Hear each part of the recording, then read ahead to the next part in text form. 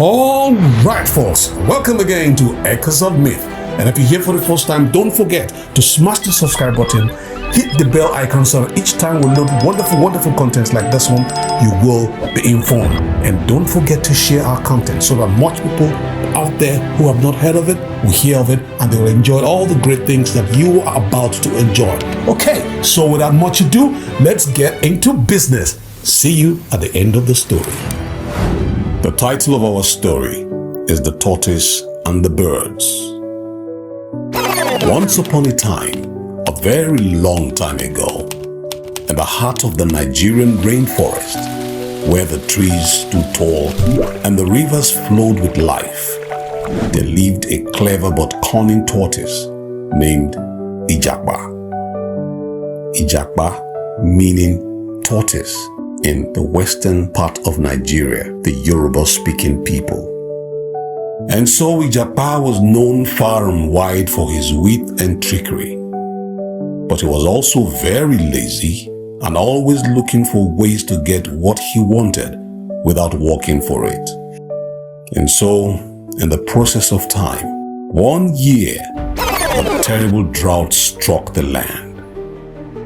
The rivers dried up, the crops withered, and food became scarce, very scarce.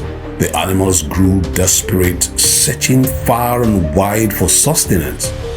Among them were the birds, colorful, graceful, and full of life. They were the messengers of the sky, always flitting between the earth and the heavens. And so it happened that there was going to be a great feast in the heavens. And guess, the birds were invited. Whoa! Everywhere was full of joy.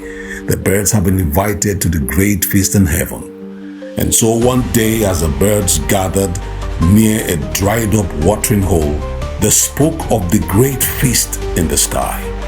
The sky god Orimila has invited us to his heavenly palace, said the parrot. Her feathers shimmered at the sunlight. There will be abundance of food, music, and dancing. The other birds chirped with excitement, their wings fluttering with joy. But, hey, Ijapa, who had been hiding behind the bush, overheard their conversation. His eyes gleamed with mischief. A feast in the sky, he thought to himself. How I wish I could go. And then Ijapa immediately approached the birds with a sad expression. My dear friends, he said, his voice trembling with emotion. I've heard of the great feast in the sky. It breaks my heart that I cannot join you. I am but a humble tortoise, bound to the earth, but I will be honored to accompany you, even if only to witness your joy. The birds exchanged glances. But how will you fly, Ijapa? Asked the eagle. You have no wings? Ijapa sighed deeply. If only I had wings like yours, I could soar through the skies and share in your happiness. The birds, moved by his words, agreed to help him. We will lend you our feathers, said the parrot. With enough feathers, you can fly with us to the sky. Soon, Ijapa was covered in a beautiful array of colorful feathers. The birds taught him how to flap his new wings, and before long, he was soaring through the air with them. The journey was not easy for Ijapa. His heavy shell made it difficult to keep up, and he often lagged behind. But the birds encouraged him, calling out, You can do it, Ijapa, you can do it. Just a little farther. Come on, let's go, come on, let's go. As they ascended higher and higher, the earth below grew smaller and smaller, and the sky opened up before them like a vast shimmering ocean. Finally, they reached the heavenly palace, a place of golden light and endless beauty. The feast was even more magnificent than Ijapa had imagined. There were tables piled high with fruits, roasted meats, and sweet, sweet treats. The air was filled with the sound of drums and flutes, and the birds danced joyfully.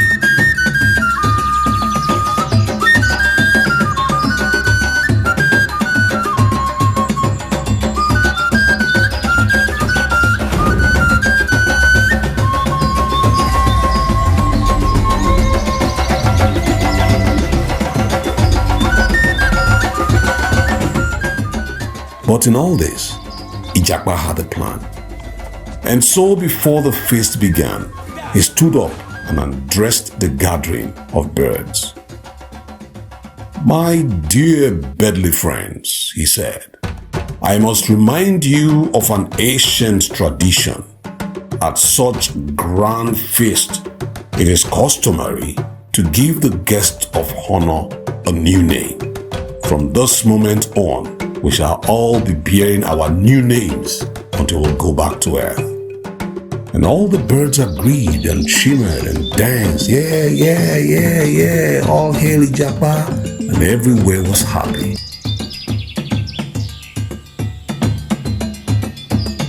And so the birds, unaware of Ijapa's trickery, agreed. Very well, they said.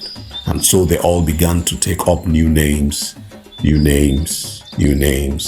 Now you call me Fishery. Now you call me Bedry. Now you call me this and that. And so it came to the turn of Ijapa. And so Ijapa looked around and said, "From this point on, my name shall be All of You."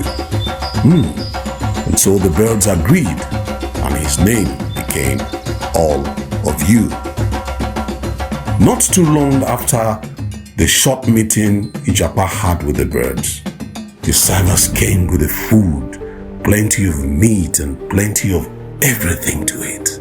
And Ijapa quickly asked, "Who is this food meant for?" And the servers replied, "It is for all of you." And so they placed it on the table and they went back in. And because the food is for all of you, Ijapa sat down and ate all the food alone.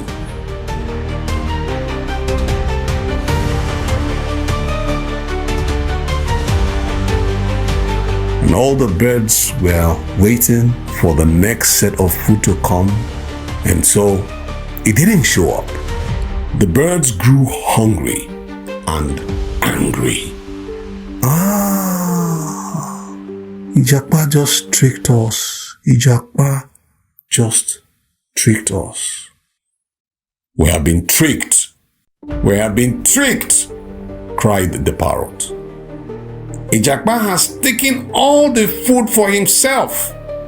While Ijapa was busy munching, eating, the birds quietly removed the feathers they had lent him. And so the feast was ended. Ijapa now tried to fly back to the earth with the birds, but without his borrowed feathers, he plummeted from the sky. He landed with a loud crash on the earth. Boom! His shell shattered into pieces. The birds, feeling both pity and anger, gathered around Ijapa. "This is what happens to those who are greedy and deceitful," they said. But they felt a lot of pity for him. They called the village healer, who used a special paste to glue Ijapa's shell back together.